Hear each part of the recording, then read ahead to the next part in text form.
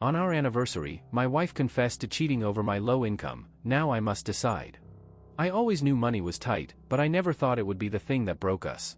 For the first few years of our marriage, Emma and I were happy, or so I thought. We didn't have a lot, but we made it work. We cut corners where we could, cheap dinners, second-hand clothes, skipping vacations. I thought we were a team, united in our struggles. But as my salary stagnated, it became clear that Emma's patience was running thin. I first noticed the subtle changes in her attitude. She became distant, less engaged in our conversations. At first, I chalked it up to stress from work. Emma had a demanding job at a marketing firm, and I assumed the long hours were getting to her. But soon, the tension in our home was impossible to ignore. She would sigh dramatically when bills arrived or make offhand comments about how nice it must be for people who could afford to enjoy life. I could feel the growing resentment, like a shadow creeping into every corner of our lives. But the real turning point came one evening when Emma and I were at a dinner with some of her colleagues. It was at an upscale restaurant, the kind of place where a single meal could wipe out my weekly paycheck. I hadn't wanted to go, knowing we couldn't afford it, but Emma insisted. At the table, surrounded by successful couples, I felt out of place. They were all talking about their latest vacations, expensive home renovations, and the new cars they had just purchased. I sat quietly, nursing a glass of water, while Emma joined in the conversation, laughing and fitting right in. At some point during the dinner, I overheard her telling one of her friends, "Oh, Jason? He works in IT. Yeah, it's fine, I guess. We get by." Her tone was dismissive, almost embarrassed. My stomach twisted. I couldn't believe what I was hearing. Was she ashamed of me? When we got home that night, I confronted her about it. "What was that all about?" "You sounded like you were embarrassed to even mention what I do," I said, trying to keep my voice steady. Emma didn't even hesitate. "Jason, let's be honest. You've been stuck in the same job for years. You barely make enough to cover our expenses, and I'm the one pulling most of the weight here." Her words hit me like a punch in the gut. "Is that how you really feel?" I asked, trying to process the sudden shift in her attitude. "I'm just tired of struggling," she snapped. "We're not getting any younger, and I don't want to spend the rest of my life living paycheck to paycheck. Look at my friends, they're all moving up, doing big things. And we're stuck." It felt like she was blaming me for everything, as if my efforts weren't enough. I tried to reason with her, explaining that I was doing my best and that we could get through this rough patch together. But Emma wasn't having it. She had already made up her mind. Over the next few weeks, things went from bad to worse. Emma became even more distant, spending late nights at work or out with her friends. I wanted to believe she was just blowing off steam, but deep down, I knew something was wrong.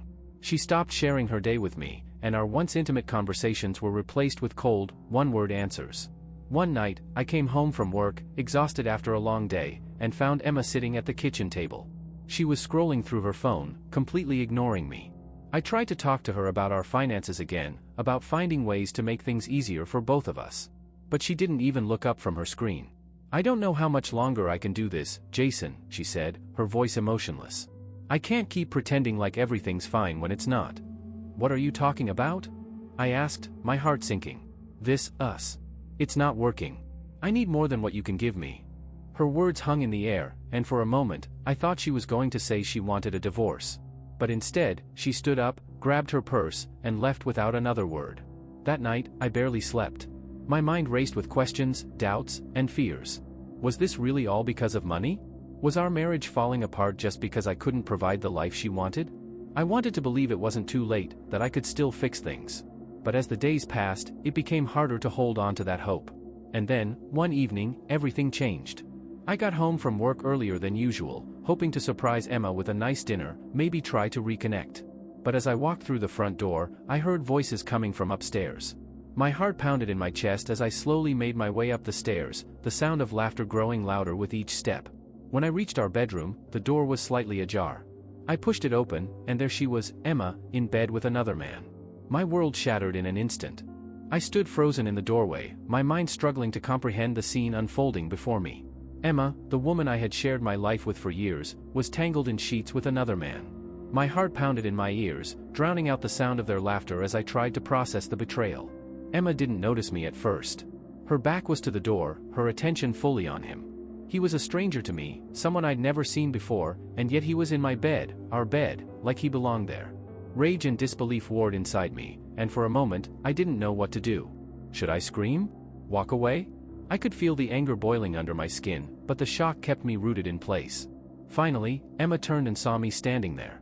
Her face paled, and for a second, I saw fear in her eyes. But then, just as quickly, her expression hardened. She didn't scramble to cover herself or apologize. Instead, she stared at me, defiant and unapologetic, as if daring me to say something. "Jason, I didn't expect you home so early," she said coolly, pulling the sheets up around her. There was no remorse in her voice, no shame. It was like she had been waiting for this moment, prepared for the inevitable confrontation. The man beside her looked uncomfortable, glancing between us like he was caught in a bad dream. I should go," he stammered, quickly gathering his clothes. "No," I snapped, my voice sharper than I expected. "You're not going anywhere. Not until I get some answers." The man hesitated, but Emma waved him off dismissively. "Just go, Mark," she said, her tone indifferent. "This doesn't concern you anymore."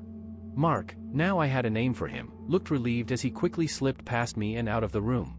The door clicked shut behind him, and suddenly it was just me and Emma, standing in the wreckage of our marriage. "What the hell, Emma?" I finally managed to choke out, my voice shaking with a mix of fury and heartbreak. "How long has this been going on?" She didn't flinch. "Does it really matter?" she replied, her eyes cold. "It's not like we've been happy, Jason. You've known that for a while." I couldn't believe what I was hearing. "How long?" I repeated, my fists clenched at my sides. She sighed, rolling her eyes as if my question was an inconvenience. "A few months," she admitted. "Since things started getting bad between us." "A few months?" My voice cracked, disbelief flooding through me. "And you just, what? Thought this was the solution? Sneaking around behind my back?" Emma shrugged, her detachment like a knife to my chest. "It wasn't just sneaking around, Jason. It was finding something I was missing. I've been unhappy for a long time. And this is how you deal with it?" I gestured wildly toward the bed. "You cheat? You throw away everything we've built together?" Her expression softened slightly, but there was still an edge to her voice. "We weren't building anything, Jason. We were stuck. I felt trapped, suffocated by a life that wasn't going anywhere. You couldn't give me what I needed. Because of money?" I spat, incredulous. "That's what this is about? You think I'm not good enough because I can't afford the life you want?" Emma hesitated for a moment, and I saw a flicker of guilt in her eyes. "It's not just about the money," she said quietly. "But yes, that's part of it. I want more, Jason. I deserve more." I couldn't believe what I was hearing. After everything we'd been through, everything we had built, this was what it came down to? My income? The life I couldn't provide? "Do you hear yourself right now?" I asked, my voice trembling with rage. "You're throwing away our marriage because of money?" "It's not just money," Emma snapped, her voice rising. "It's everything. I'm tired of living paycheck to paycheck, tired of feeling like we're always struggling. I'm tired of being with someone who doesn't have any ambition." Her words cut deeper than any knife. I had worked so hard to provide for us, to make sure we had enough, even if it wasn't much. But to hear her say I had no ambition, that I wasn't enough for her, that was more than I could take. "You think I don't have ambition?" I shot back, my anger finally boiling over. "I've been doing everything I can to make this work. To keep us afloat. But apparently, that's not good enough for you." Emma crossed her arms, her expression unreadable. "It's not about being good enough, Jason. It's about wanting more. I need more than this." I stared at her, the woman I had once loved so deeply, and realized I didn't recognize her anymore. She wasn't the Emma I had married. This version of her, cold and distant, was someone else entirely. "So what now?" I asked, my voice hoarse. "Are you leaving me for him? Is that the plan?" Emma didn't answer right away. Instead, she looked down at the floor, her hands twisting in her lap. "I don't know," she said quietly. "I don't know what I want anymore." The silence between us stretched on, heavy and oppressive. I couldn't believe this was happening. I had always thought we could work through anything, that no matter how hard things got, we would find a way. But now, standing in the ruins of our relationship, I wasn't sure anymore. "I need some time," Emma finally said, her voice barely above a whisper. "To figure things out." I nodded, unable to find the words to respond. I turned and left the room, the sound of the door closing behind me echoing in the empty house. Days turned into weeks, and Emma and I barely spoke. The house felt like a tomb, silent, suffocating, filled with the ghosts of a life that once felt full of hope. Every morning, I would get up, go to work, and come home to the same cold, empty atmosphere. Emma stayed in the spare room, avoiding me as much as possible. When we did cross paths, there was no shouting, no tears, just a strained silence that seemed to say everything. I tried to distract myself with work, throwing myself into projects, anything to keep my mind off the betrayal. But no matter how hard I worked, the thoughts would creep in. I couldn't stop replaying that moment, walking in on Emma and Mark, the way she looked at me with such cold indifference. How had we gotten to this point? How had I missed the signs? One evening, after another long day at work, I came home to find Emma sitting at the kitchen table, a cup of coffee in her hands. She looked up as I walked in, her expression unreadable. Something about her posture told me that this conversation had been brewing for a while. "We need to talk," she said softly. I hesitated, the weight of those words sinking into my chest. "Yeah," I agreed, pulling out a chair across from her. "We do." For a moment, neither of us spoke. The tension in the air was thick, the unspoken words hovering between us. Finally, Emma broke the silence. "I've been thinking a lot," she began, her voice shaky. "About us. About everything that's happened." I leaned forward, bracing myself for whatever was coming next. "And?" she sighed, looking down at her hands. "I'm not sure we can fix this, Jason." Her words hit me like a punch to the gut. I had been preparing myself for this moment, but hearing it out loud was a different kind of pain. "You don't think there's anything left to save?" I asked quietly. Emma looked up at me, her eyes filled with a sadness I hadn't seen before. "I don't know," she admitted. "I don't know if we can go back to the way things were. Too much has changed." I nodded, the truth of her words sinking in. Things had changed. The trust between us was shattered, and no matter how hard I tried to deny it, I knew deep down that we couldn't just pick up the pieces and pretend nothing had happened. "I get it," I said, my voice barely above a whisper. "But we had something good once. Doesn't that mean anything to you?" Emma's face softened, and for a moment, I saw a flicker of the woman I had fallen in love with. "Of course it does," she said. "But I can't change what I did, Jason. I can't undo it." I ran a hand through my hair, frustration and heartbreak warring inside me. "So what? You just want to end this? Walk away and start over?" Emma didn't answer right away. She took a deep breath, her hands trembling slightly as she placed her coffee cup down on the table. "Maybe," she whispered. "Maybe that's the best thing for both of us." The silence stretched between us, heavy and oppressive. I wanted to scream, to beg her to fight for us, but I knew it wouldn't matter. Something inside her had shifted, and no amount of pleading would bring back the woman I had once known. "What about him?" I asked suddenly, the question hanging in the air like a bomb waiting to explode. Emma blinked, caught off guard. "Mark?" "Yeah," I said bitterly. "Mark. Is he part of your new beginning, too?" She hesitated, her eyes flickering with something I couldn't quite place. "I don't know," she finally admitted. "We haven't really talked since that night." I snorted, disbelief flooding through me. "So you wreck our marriage for a guy you don't even care about?" Emma flinched, the harshness of my words clearly hitting a nerve. "It wasn't just about him, Jason," she said, her voice rising slightly. "It was about me. About what I needed." "And what exactly was that?" I demanded. "What did you need that I couldn't give you?" Her eyes flashed with frustration. "I needed to feel alive again," she snapped. "I needed to feel like I wasn't trapped in this endless cycle of disappointment." The word stung, but there was something raw and honest in her voice that made me pause. She wasn't just talking about money or ambition anymore. She was talking about us, the years of quiet dissatisfaction that had slowly eroded our relationship, leaving nothing but resentment in its wake. "I get it," I said finally, my voice softening. "I do. But you didn't have to destroy us to find yourself." Emma's face crumpled, and for the first time in weeks, I saw real emotion in her eyes. "I'm sorry," she whispered, tears welling up. "I'm so sorry." But her apology, though heartfelt, felt like too little, too late. The damage was done, and no amount of tears could undo what had been broken. "So, what now?" I asked quietly. She wiped her eyes, composing herself before answering. I think we need to take some time apart. Figure out what we really want."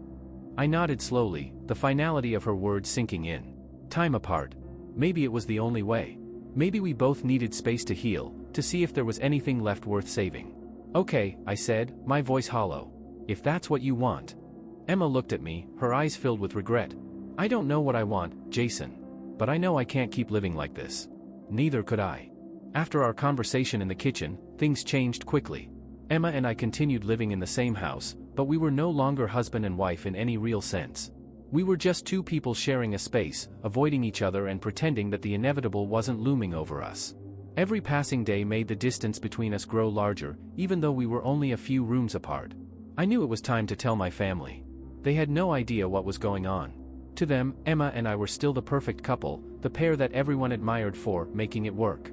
I couldn't bear the thought of shattering that illusion, but I also knew that keeping it a secret was only making things worse. I decided to call my older sister, Stephanie. She had always been the level-headed one in the family, the one I could count on for honest advice, even when it was hard to hear.